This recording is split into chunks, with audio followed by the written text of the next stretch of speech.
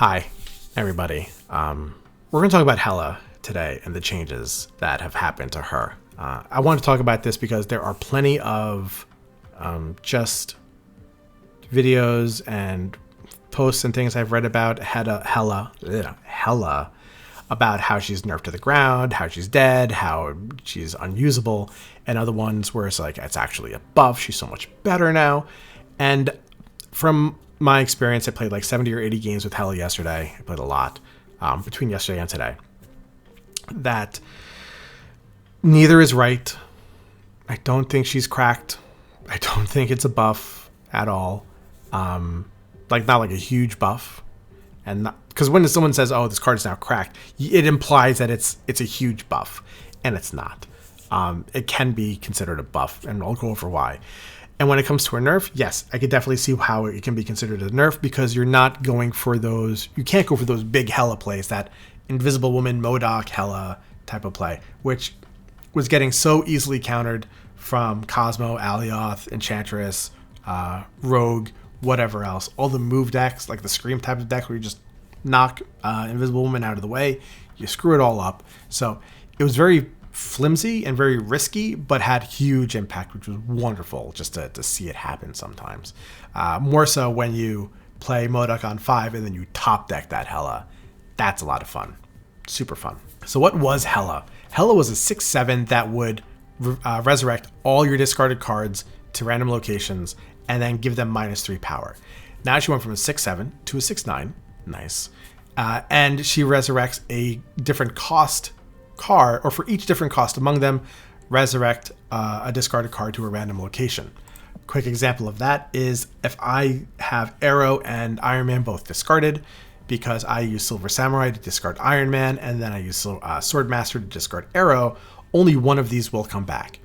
If you have a card like Ravonna Renslayer out and Iron Man cost 4 when you discarded him, he's still only going to be either Iron Man or Arrow, because Hela is looking at the base cost of the card, not the adjusted cost of the card. So they would still take up the 5 cost slot of when she's bringing cards back. So you can't cheat the system like that.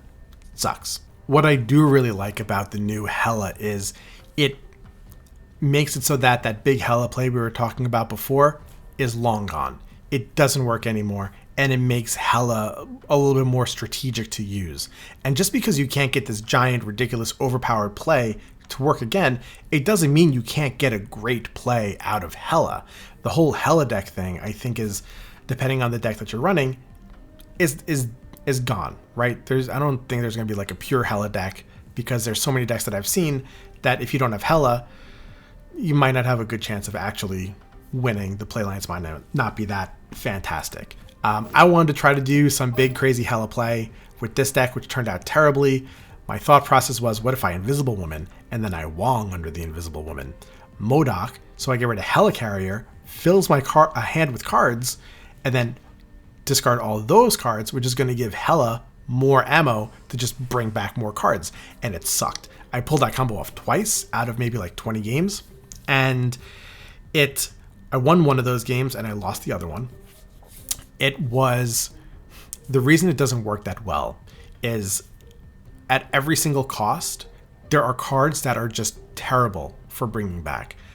For turn 3, Luna Snow happened, or for 3 cost, Luna Snow happened. Horrible, because it just takes up a slot, especially if she was the first one to be resurrected, which she was.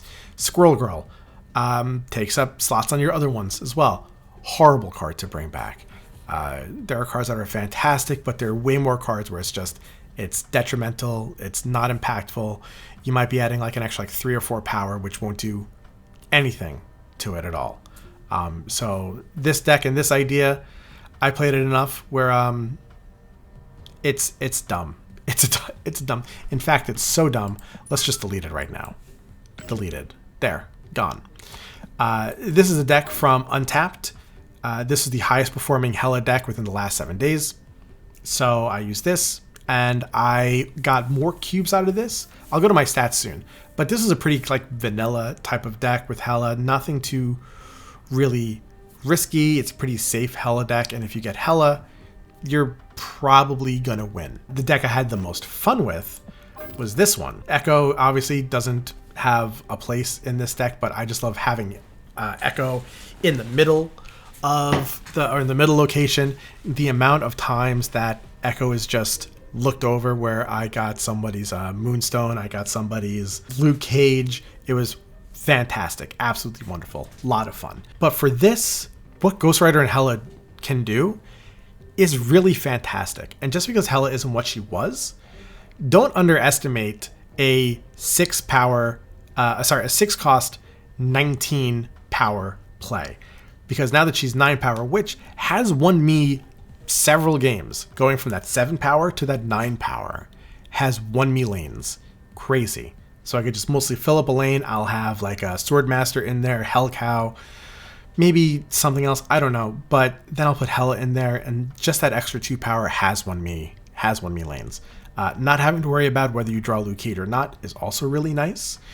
But when you have Black Cat who automatically discards a card, and you're able to get Hellcow out on turn 4 or 5 and just discard some random card and then play Hela right after that, that's a lot of value for a 6 cost card. Is she as good as she was before? Arguably, no. You can argue to a point that she's better now because the changes that Hela has made or have been made to Hela will now affect how exactly you do play Hela. You're not going to be as greedy as you were before with Hela, and you're going to actually see the value that Hela had without the negative parts of needing a Luke Cage in there.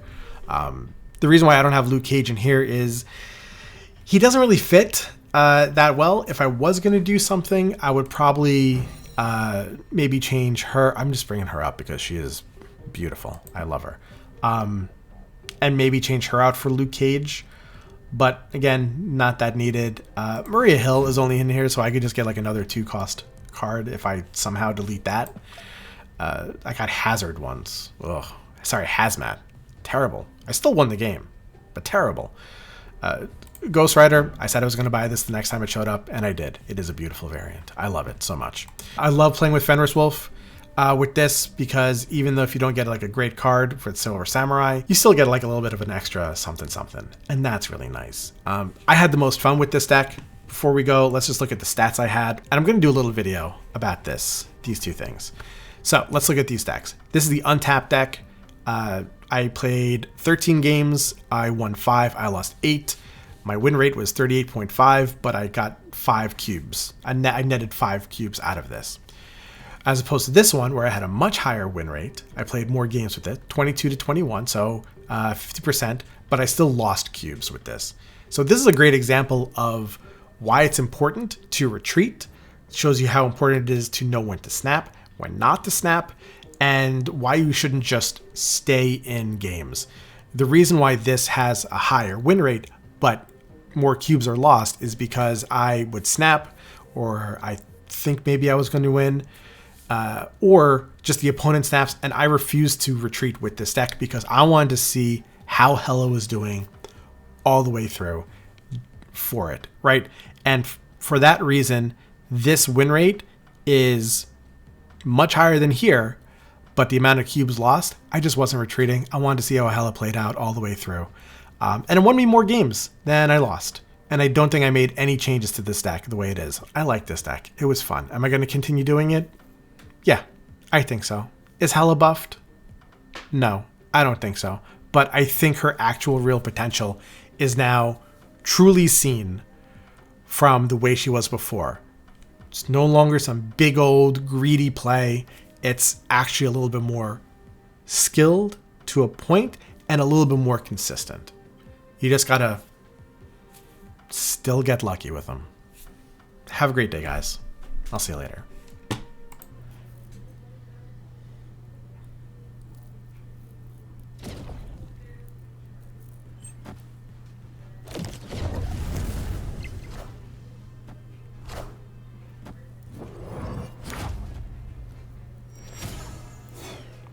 So I'll beat them mid.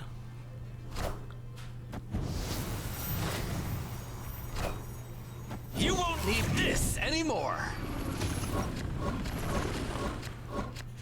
All right, a nice combo, and another You won't helicarrier. need this anymore. Very interesting.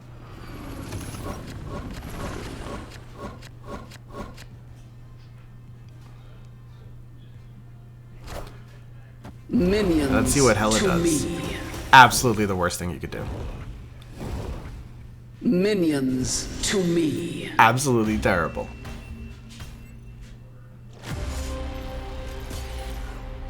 That was it.